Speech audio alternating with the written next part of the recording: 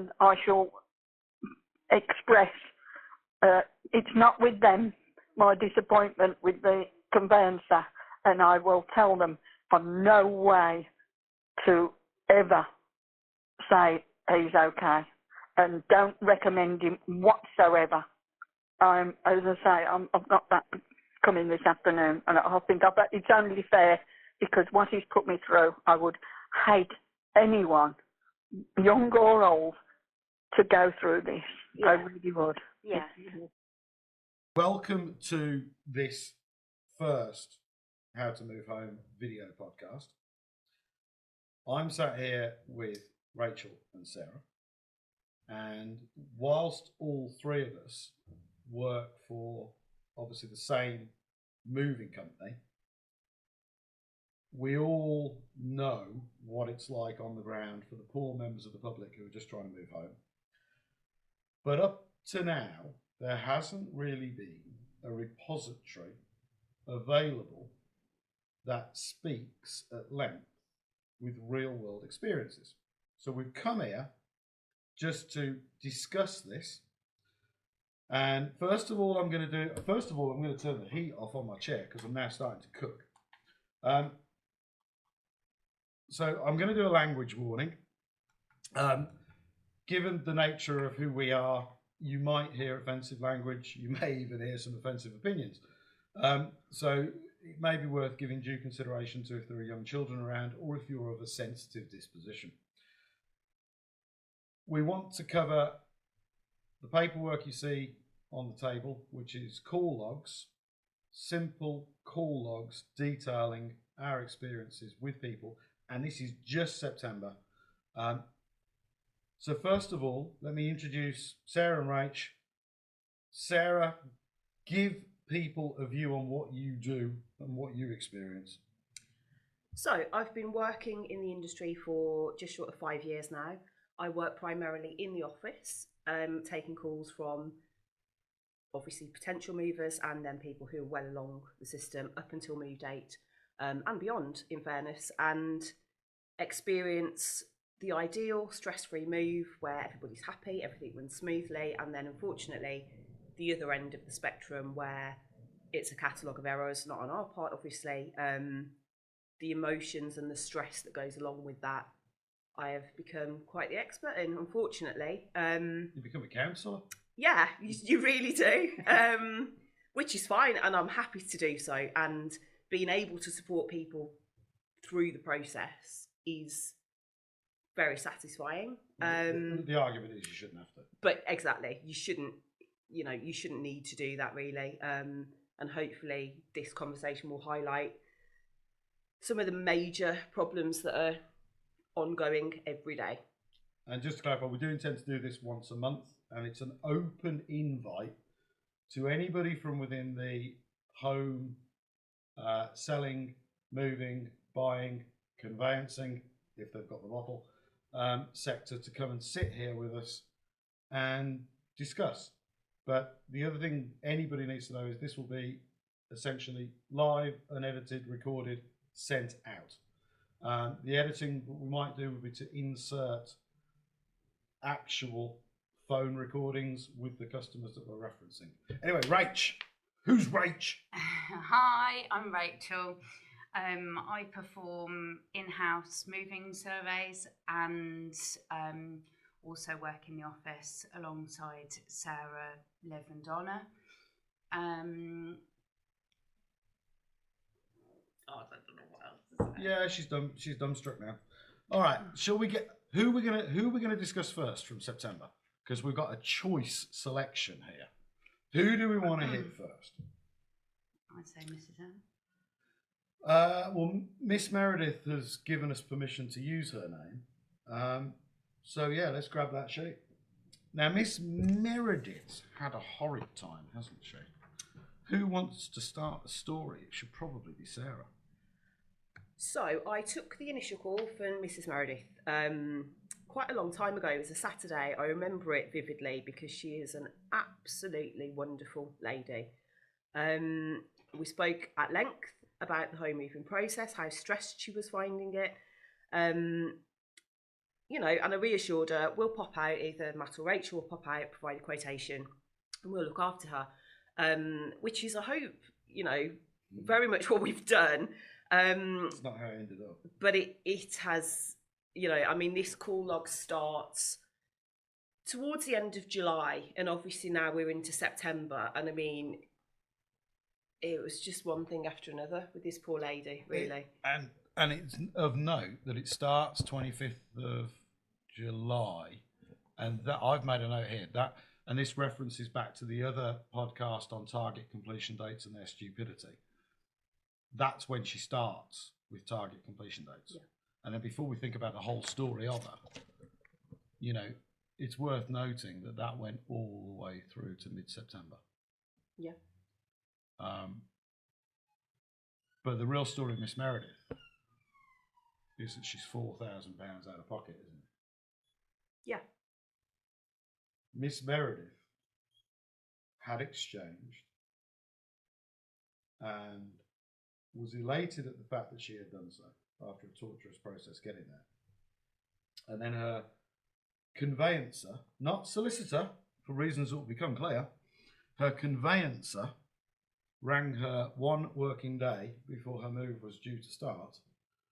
And what was said on that? Because you took that call, didn't you? I don't know if it was me in the end. It was essentially... So basically, she actually said to me, what could go wrong now, Sarah? Yeah, it was. And I Did you tell her nothing? And I thought, well, you've exchanged, haven't you, Mrs. Meredith? Yes, I have. And I thought, okay, is this like a secret test call or something? I said, very little really, unless somebody's passed away, which obviously does happen. And I can't remember what she actually said to me at that point. Well, she wasn't actually given a proper explanation. No. Her conveyancer, who I would love to name, simply told her that there had been a mistake by her buyer's solicitor. Does it say in there? Because I have highlighted it. And while Sarah looks at this, we need to sort of reference that what is about to come out is that her conveyancer did not inform her that he had been struck off after being investigated by the Solicitors Regulation Authority. He was struck off as a solicitor. And that was for rather bad conduct, but seemingly is now back as a conveyancer, essentially doing exactly what he was doing before, but was struck off. And the frustrating part, certainly from my point of view, is that Mrs. Meredith had nothing but good things to say about this person, for want of a best term. From the beginning, he's ever so good. He really does. He looks after me. Oh, he keeps in touch. Always ever so good. Despite, as it progressed, it becoming apparent that he doesn't actually keep in touch. And, there seems to just be this presumed faith in, because they're a solicitor, or as we've found out, not.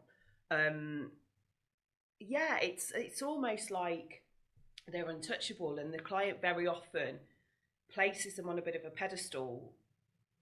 Well, they put the faith and trust. And the reality is, obviously to us, seeing this day in, day out, it's like, actually, you're not getting a very good service here at all. You're not being looked after by this person, but you think you are. But you look at the journey. You look at, between you and Donna, what you wrote. 25th of July, she's been asked what date she wants. She's advised the 14th. So that's presumably August. 2 weeks later, 7th of August, Miss Meredith called back. She's at her wit's end. She's absolutely done with the whole thing. Has said it's not going to be the 14th now, as a vendor solicitor has decided to go on annual leave for 2 weeks without telling anyone. So that also tells us there's just no planning in place to look after people while somebody's on holiday. And there's no knowledge in advance. She's now targeting the 21st. And then you fast forward 11 days to the 18th, which of course is 3 days before the 21st. Called Miss Meredith to see how things were looking for this week. She's absolutely despairing. I'm going to remind everybody listening, Miss Meredith has given us absolute permission to use her call recordings, to use her call log, and to say her name. She's absolutely despairing. Spoke to her solicitor, who we know is not, on Friday morning, and he said he'd call if he has any updates. Wasn't that nice of him? Anyway, she's not heard a thing since. She can't see Thursday working, so we've made a plan that she'll call her solicitor on Thursday. I like this, and say, given this was the day, effectively, you told me I'd be moving, where are we at? Go forward 3 days to that Thursday. Miss Meredith called to say her solicitor has been told your buyers are not in a position to complete yet. I'm going to point out this poor woman's had nearly a month of expecting to move house. And she has to have been allowed to go into that position by the people that she's paying to look after her. And she's already like kind of done with it. She found it very stressful, as you would. You know, she's like, I'm trying to sort things that I need to get rid of. I'm trying to do a bit of packing, despite we were packing for her, bless her. But, you know, she was trying to get organised. And has obviously been given the feeling that she should be preparing and be starting to get organised. She's kept on a precipice. Yeah. The 26th of the 8th, Miss Meredith called. Seems her buyer's ready to complete, and everyone's aiming for Friday. So this poor woman now, after a month, that's the Tuesday.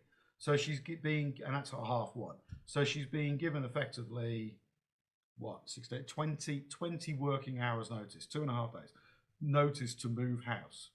And this is a lady that was it a 2-day move or 3-day move? It was 3-day move. 3-day move, wasn't it? Packing on the first day, loading on completion day, delivering the following day. Yeah. So she's given 2.5 days notice to do a 3-day move. And many people have criticised me for saying that conveyancers have a lack of empathy. I said she needs to know when they are going to exchange, and then your call log in capital letters says exchange. I said, if I were you, I'd be saying Tuesday, September the 9th for the move, give yourself breathing space. And of course, that's on the basis they're ready to exchange.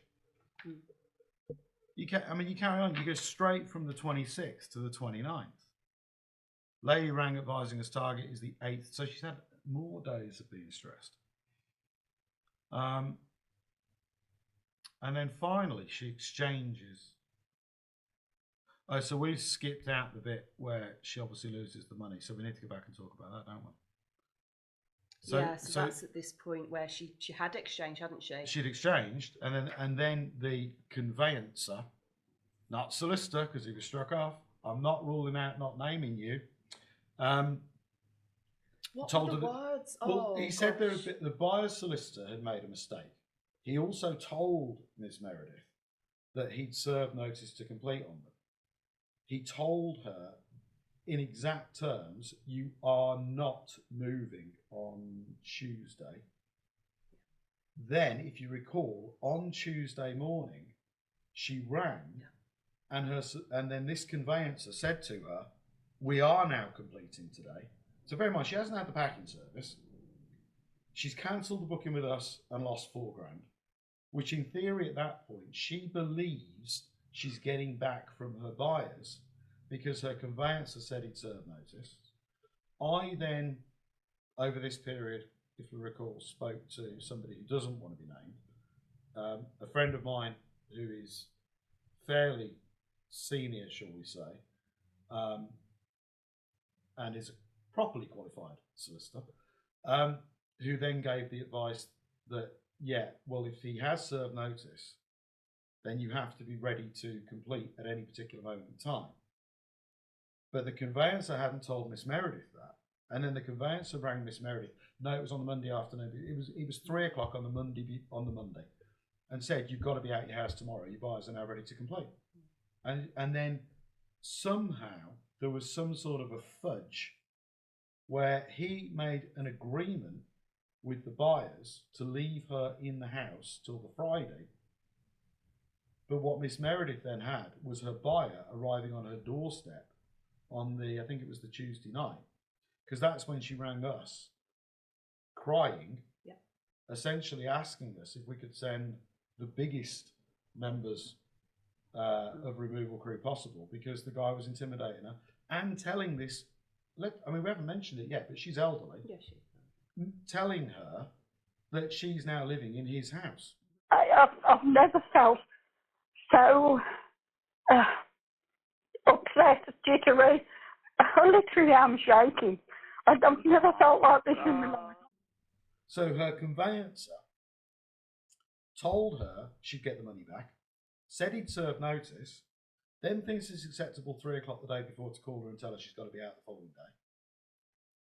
And also tell her that, advise her that now she's in breach of contract. Of course. Which yes. obviously has terrified her. Yes. And this is how conveyancing is allowed to run, and this is just the first one we're discussing. So,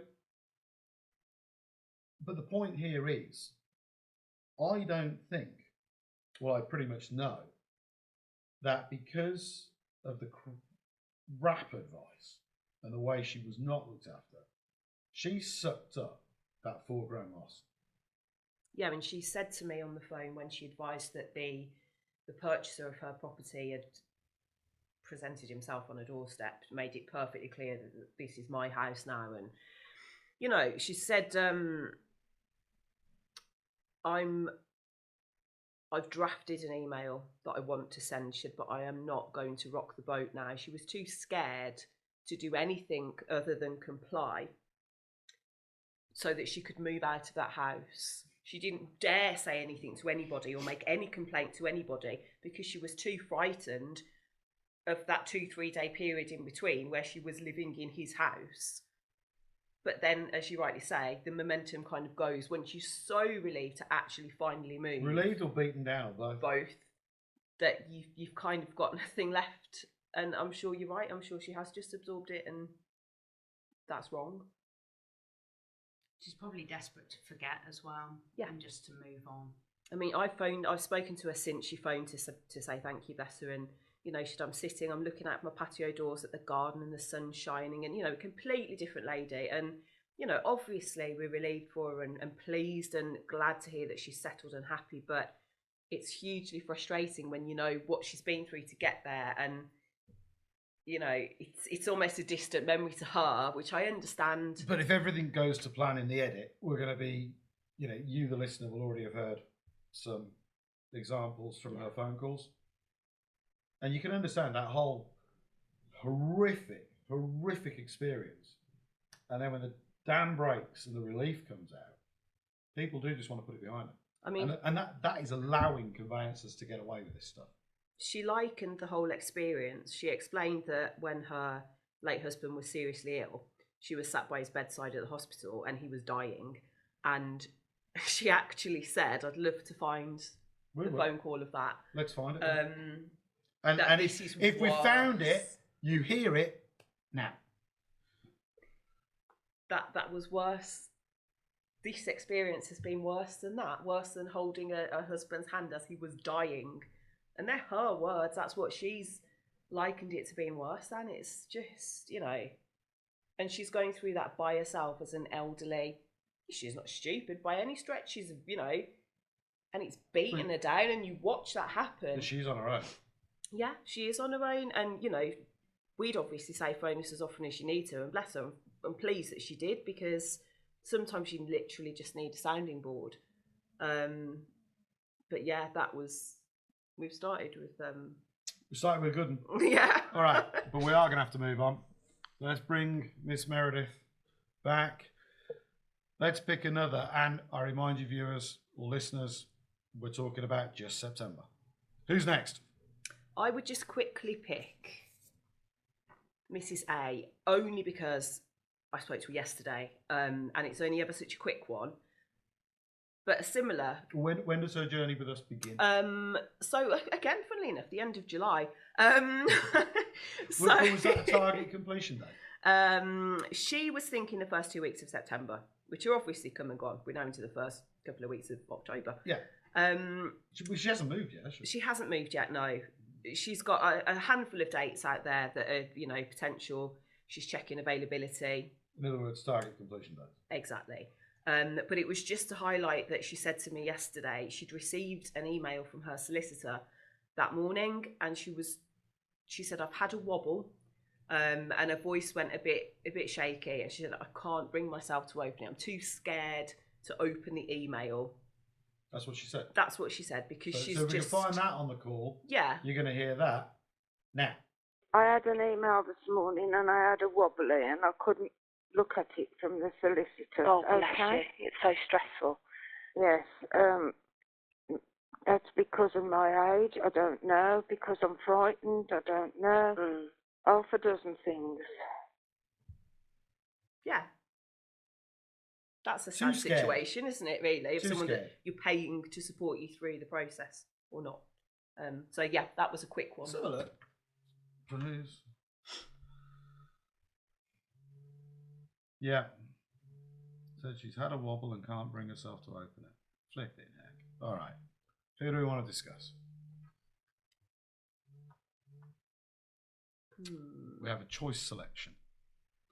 We're to find one that Rachel can comment on. Oh well, Rachel. Yeah, can Rachel definitely comment on. Can I do the introduction on this because it's please do. because we need to set the scene properly.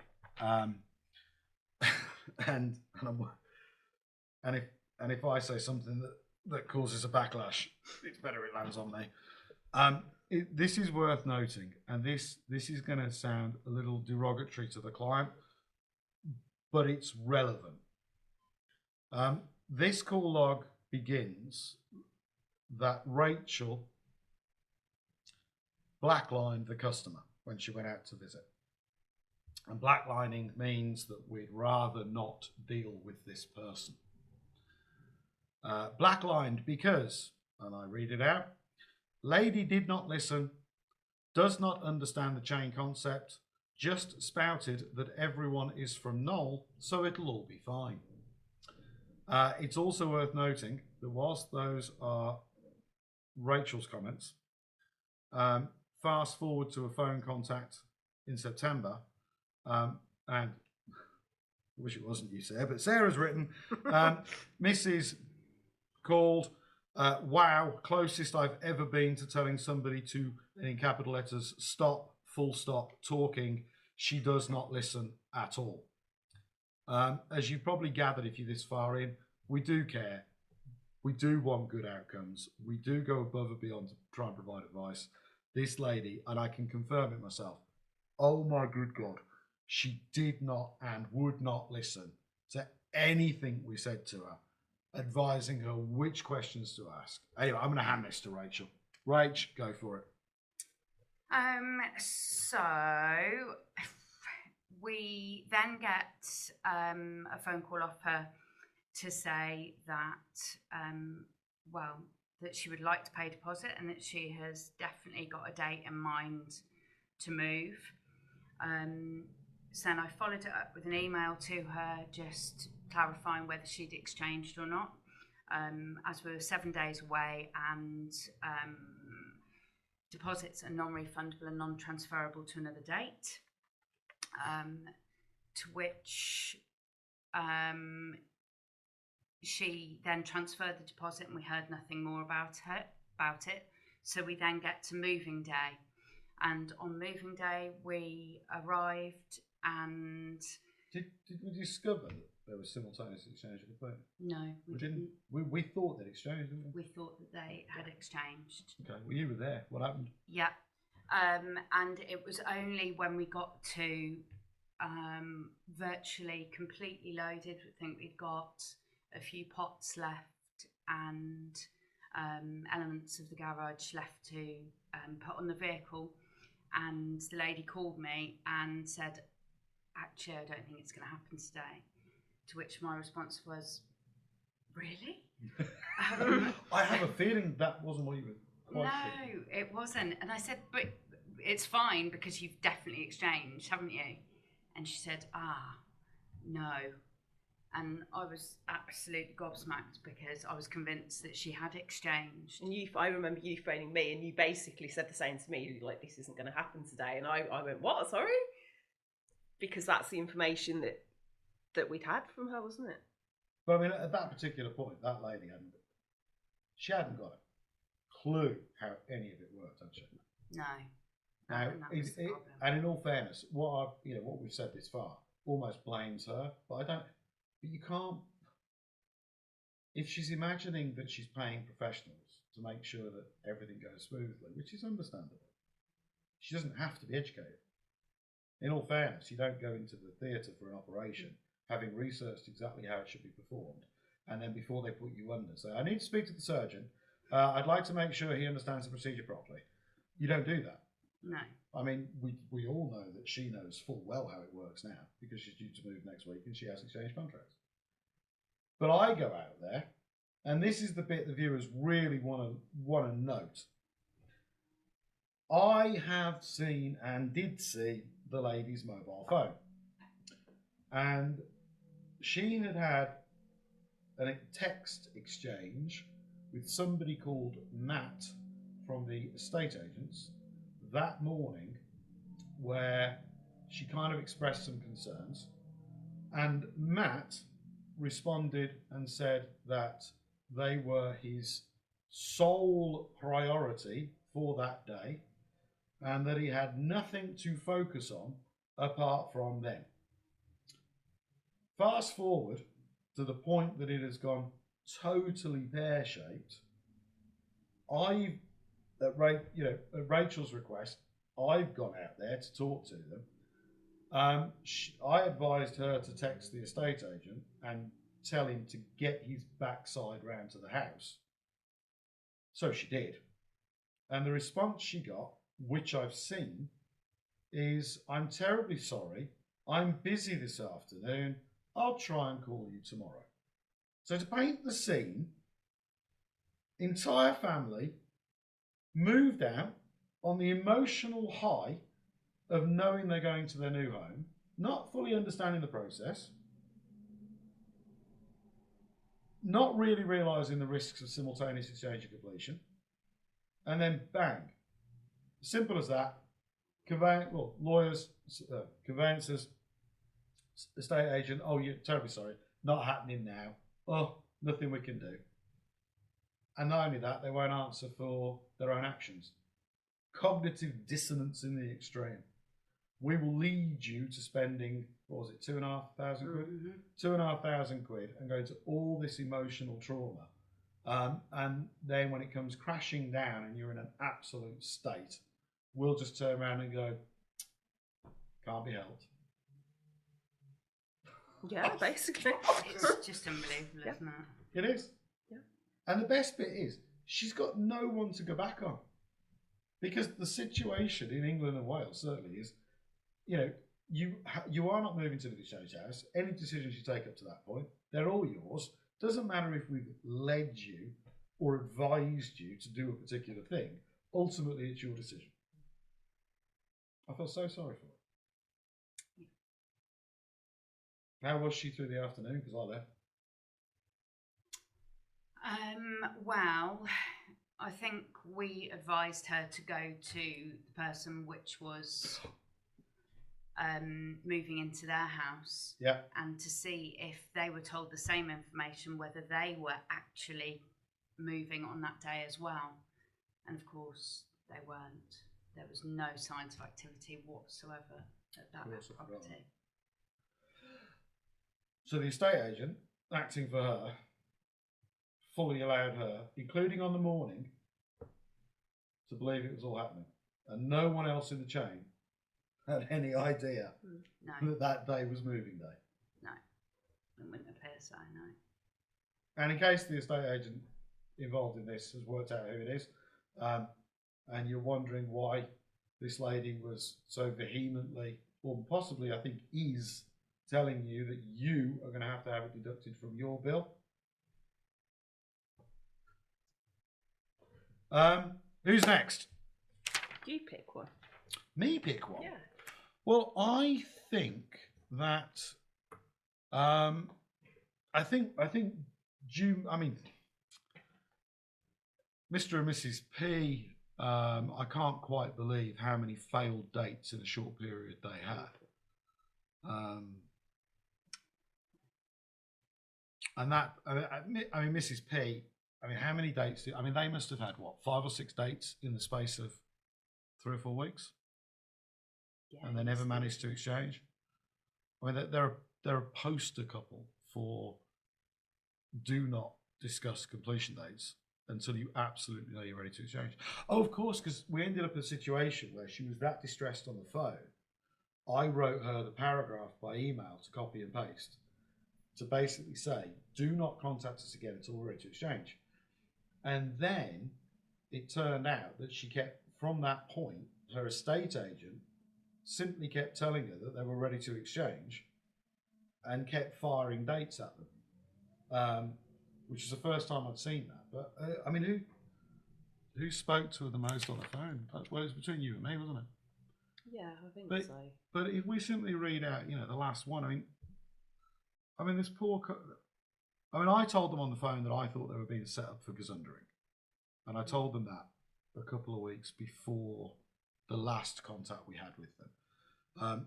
And if you haven't listened to the podcast on gazundering, I suggest you do so. Because no one else will talk about this stuff.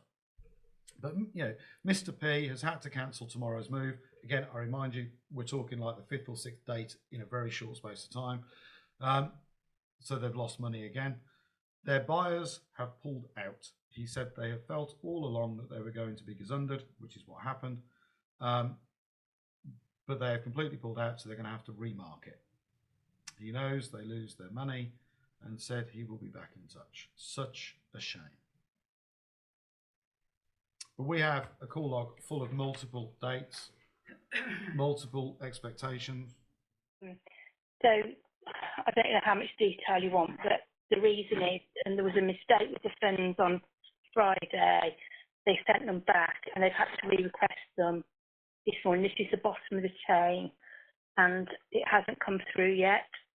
Our solicitor is saying to us that she's confident the funds will come through and that they'll complete tomorrow. And that if we exchange tomorrow, my brain is right. That's all right. Yeah. And if we push the date back, they'll have to send the funds back again. And so she's not really able to help us in deciding what to do. But I just thought I'd let you know the situation and see whether you're prepared to, whether you want us to cancel it or. You don't have a booking with us. Okay, all right. What we've got is basically. How can I put this? Like sort of a big red flashing warning light. Okay, yeah. Says, I think we are a big red flashing warning light. It's kind of how it is, if I'm honest. It's kind of this big flashing red warning light that says, "All hell may break loose on Wednesday."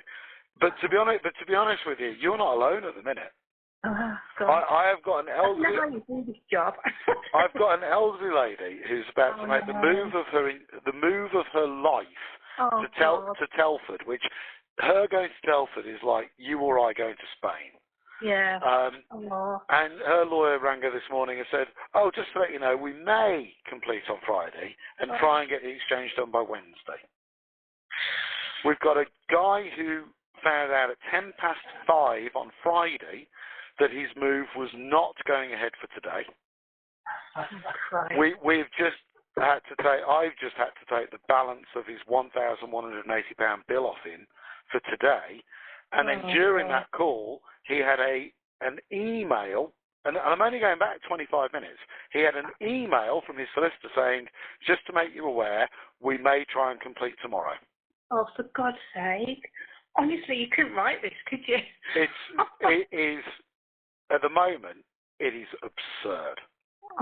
So just quickly about that, I was going to phone the Ombudsman and just let rip with them, but I don't know whether they'll even listen. Do you know if there's anybody I should be ranting at? Who's best? Because I just feel like companies like yours just bear the brunt of it all, and it's just ridiculous.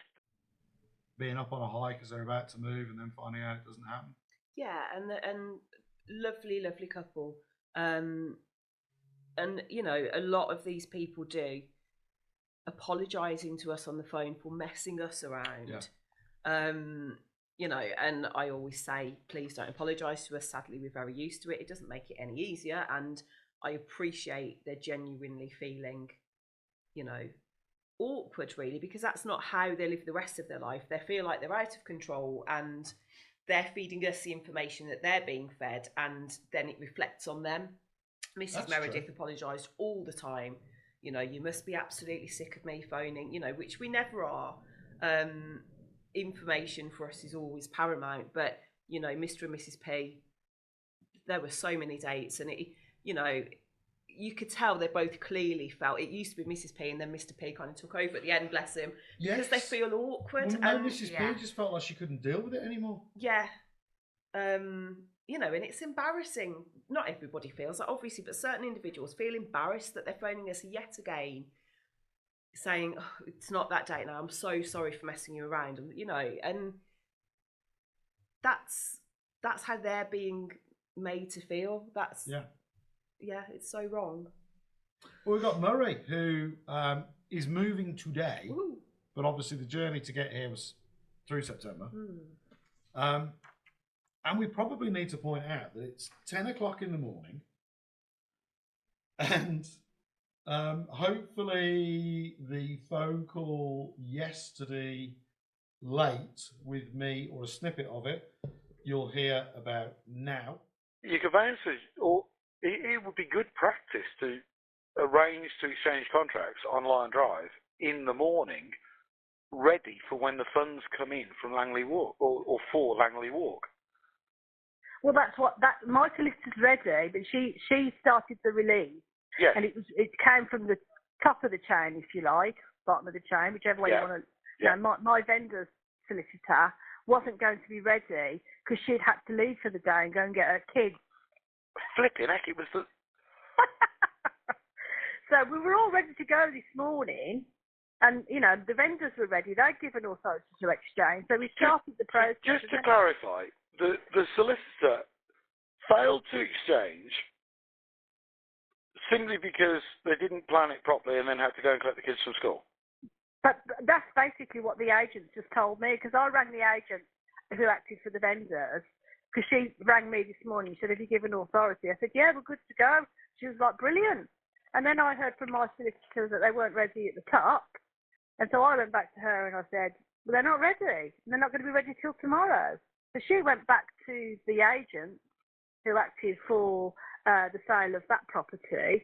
And that solicitor's come back saying that she had to go and collect her kids. That's why they want to do it tomorrow. Because my question was, if you can't do it today, how do you know you can do it tomorrow? What's the problem? Oh, yeah. And the reason was, it was literally just because they need a baby. They haven't got a babysitter. So she's gone to collect her kids. And then the solicitor's acting for the vendors turned around and said she was finishing at 3:30 today as well. So that's it. I'm gobsmacked. I know. I mean, blanking out any reference to you as a person, I may well use this phone call in a podcast. Miss 10 o'clock has exchanged on the house she's leaving, so she sold that, but right now has absolutely no idea if she's going to exchange on the house she's moving into. She has been given no reason for why she hasn't exchanged yet. She doesn't know why she hasn't exchanged yet.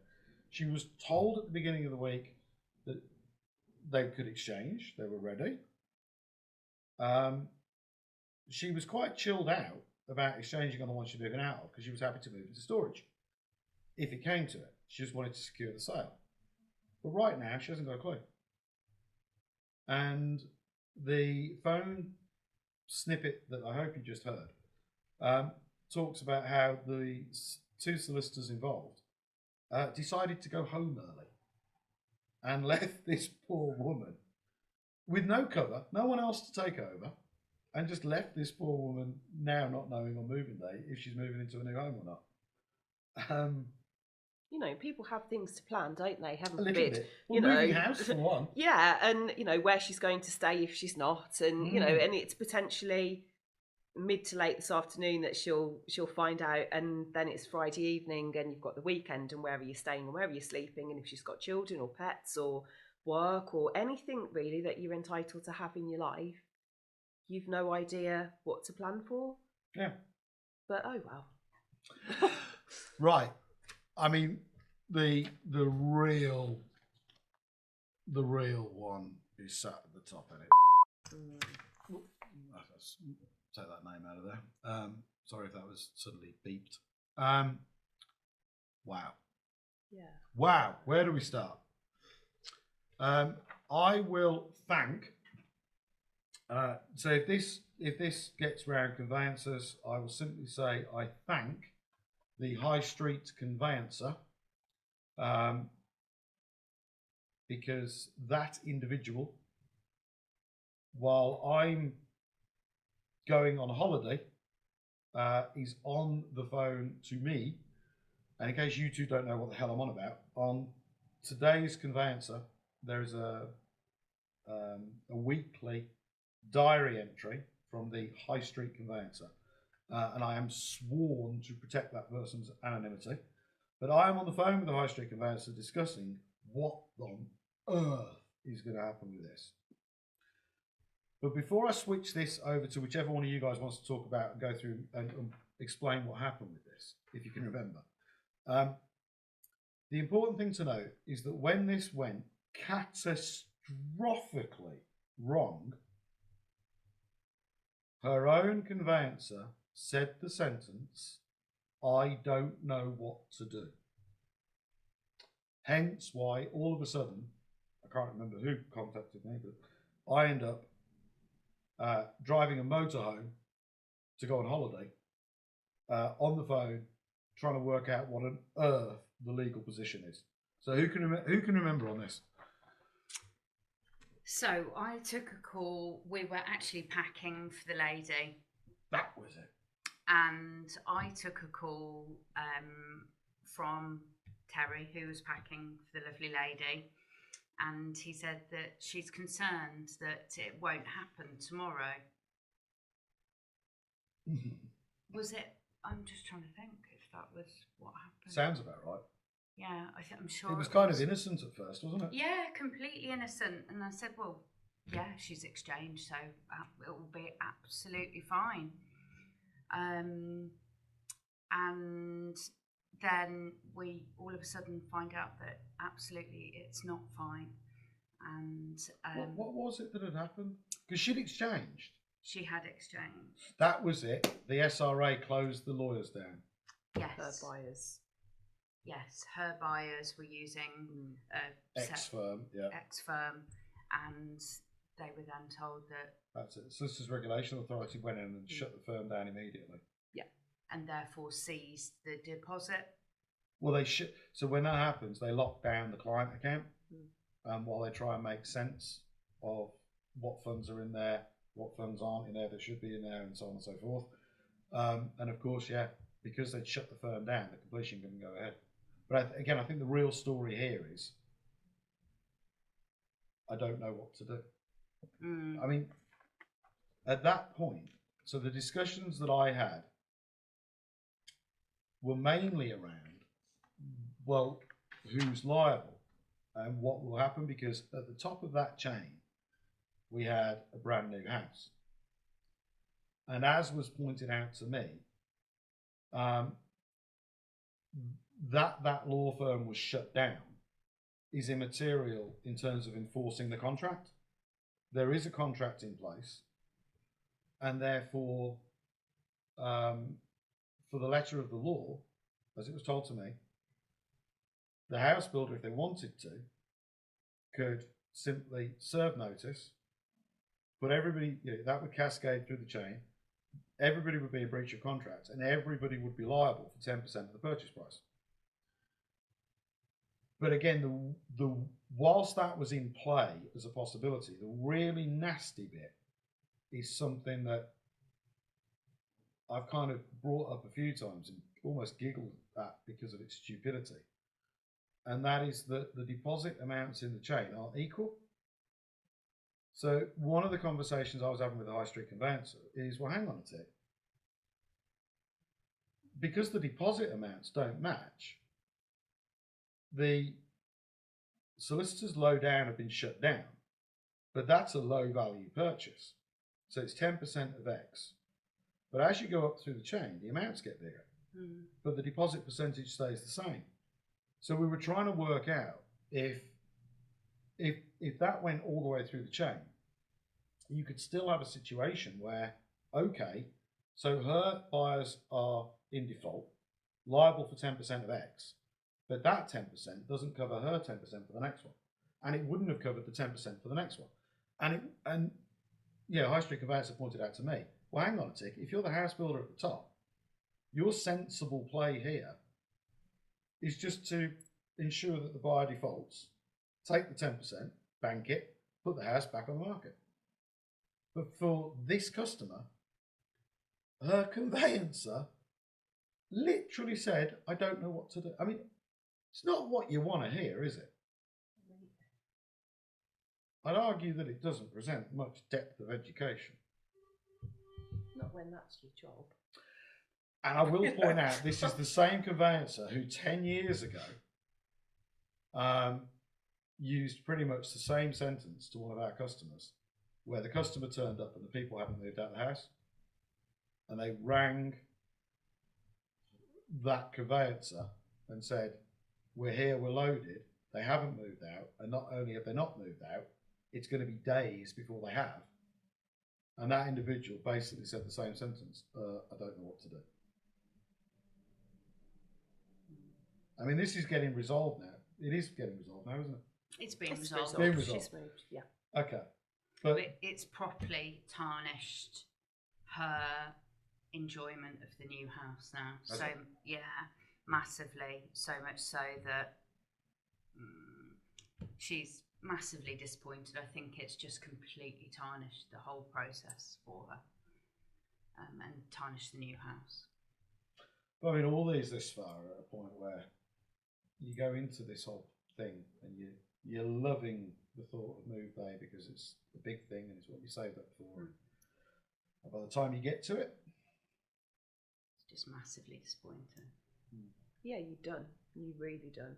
You know, and obviously everyone's like, oh, it's one of the most stressful things you can do. And it doesn't need to be. Like, sadly, the minority, but some people do just have a really seamless, lovely, easy textbook, if you like, move. And it just shows that it can happen like that. it doesn't have to be this way. It doesn't really at all. Which tells you that it's not the process that's at fault. It's the individuals involved. It's the individuals within it. Yeah. All right, last one. What have we got? Now, I don't know much about this particular Mr. or Mrs. B. I hope I do. I hope you do. Otherwise, we're going to look a bit stupid right at the end. And yeah, I mean, if we've got any appropriate calls with the lady, in fact, we probably have. Hopefully, you'll have heard them on the way through as evidence. And that's, you know, whilst these guys are just refreshing their brains on this one, that's what we're going to try and do. Give you, the public, the evidence, because we've been writing about this stuff as a company and me as an individual for years, and you constantly get the responses saying basically that you don't know what you're talking about, you're highlighting events that happen once in a blue moon, and I had a brief conversation or exchange with Kate Faulkner a couple of weeks ago, and she told me that a couple of years ago the work I was doing to try and highlight this was worthwhile. So I'm trying to bring it back in big fashion. Come on, we refreshed our brains. What happened with this one? Mrs. B, we're starting on the 4th of June. Albeit she'd been in touch in May, just the usual, box delivery, etc. And then, yeah, the 4th of June, we're aiming for the 30th of June. But she's not sure enough yet to make a provisional booking. She said her daughter had spoken to one of the estate agents to come up with that date. So it's just a date plucked, really. From thin air. Yeah, because Or out of the estate agent's arse, as I often call it. And I think, yeah, we hadn't heard from her again then, and obviously we hadn't considered that a provisional date because it's based on absolutely nothing.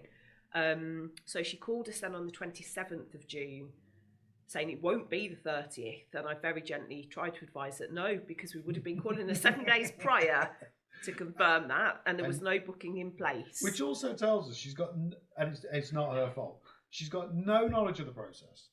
no knowledge of exchange of contracts and its importance. Therefore, you can deduce that nobody is educating her. Yeah, at all. Nobody. So I did then try to educate her a little bit, and I told her repeatedly to ask her solicitor when exchange is going to be, and then discuss dates she'd like with 2 weeks' notice, ideally. And then, which is fair and reasonable. It goes on. Then at the start of July, we're talking about the middle of July, and then 7 days away, there's a problem with some paperwork, isn't there always? And this lady was getting, Donna's put here a little shirty, and because it's just a stressful situation, some customer, obviously everybody's different. Some people handle it, apologising to us. Some people, unfortunately, kind of understandably take it out on us a bit because we're pestering them, if you like, for the deposit, and we're applying the pressure because we need to know what we're doing, when we're doing it, for whom we're doing it for. And I think that's just how different people respond to that feeling of inadequacy because they don't have the information that we want. And so some people apologise, some people obviously get a bit irritated with us. Yeah. And that was the start of July. And anyway, she exchanged on the 5th of September. So again, she's been kept on that precipice. Yeah. For months. Months. Without honest advice, guidance, or info. Yeah. So yeah, I know. Yeah. So I put here 4th of June target completion date started. So she's 3 months of constantly expecting to exchange contracts. I did get back again yesterday because even my daughter didn't get phone calls. Oh my goodness me, it's so rude. Obviously the 16th is off. Okay. So I'll let you know as soon as I know. Oh, bless you.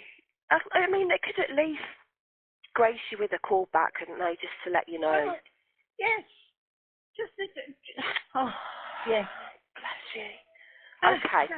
Okay. Well, I mean, from our point of view, obviously we always appreciate a good couple of weeks' notice. The end of July gets fairly busy, but not just yet.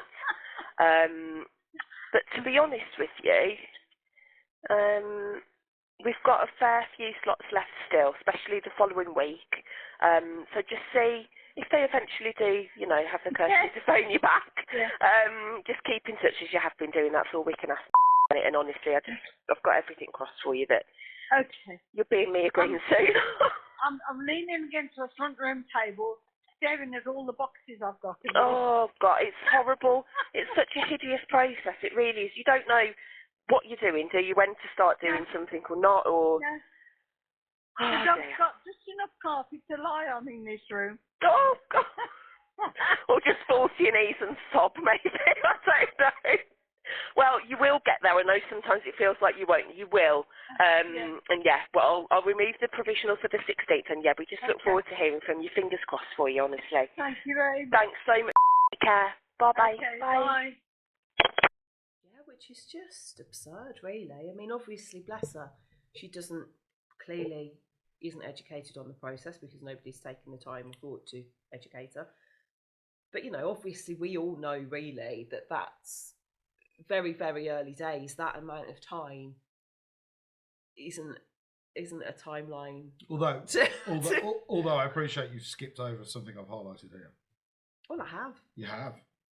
I thought I'd leave that for you. I thought you did.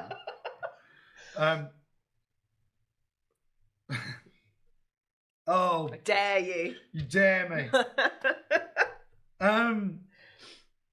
There is one solicitor who constantly crosses our bow. He has left people homeless on more than one occasion. We have reached a point as a company where we can predict the answer to the question, who is your conveyancer / solicitor, based upon just how badly that client is treated. You can literally predict what the answer to that question is going to be based on how they've been treated and just how badly. And this guy whose initials are AA. You know who you are, and you need to quit. You need to stop. Because I used to think you're a sociopath. Now I just know you're a psychopath. You need to stop. But we are done reviewing these. Hopefully it's come across that we care about our customers and we care what they're going through. And this hasn't been done. This has not been done because, we've very recently had a bad stretch. This is being done now because now there are the means, now there is the technology, now we've got the time. But we've been going through this. I can remember dealing with all of these scenarios in 2005. But as Sarah's eloquently pointed out, when it goes well, there's nothing wrong. When you've got an empathetic process and competent, caring individuals involved, it does seem to go well. You know, we could give you all the success stories, but that would be boring. You know, and none of the news networks tell good stories, do they? There's a lot of talk at the minute about digitising the process and all the rest of it, and making it better. And in reality, none of this waffle that gets put out in the state agents today, or to, you know, property industry, none of it's going to fix this. And that's why we're here. Any last wise words, Rach? Don't discuss a completion date until you're ready to exchange. Well, there is that. Yeah, it's wise words to end on. We will be back in a month. I don't know who will be sat at the table. If anybody wants to come and debate us on this, tell us we're wrong, you're welcome to do so. If anybody wants to come on and share their own stories, you're welcome to do so. That's members of the public as well. Any customers that know who we are, if you want to come in, you're welcome, absolutely welcome. We'll get the coffee, donuts if you want them. Welcome to come and talk about your experience. Yeah, I forgot, sorry. It's been a pleasure.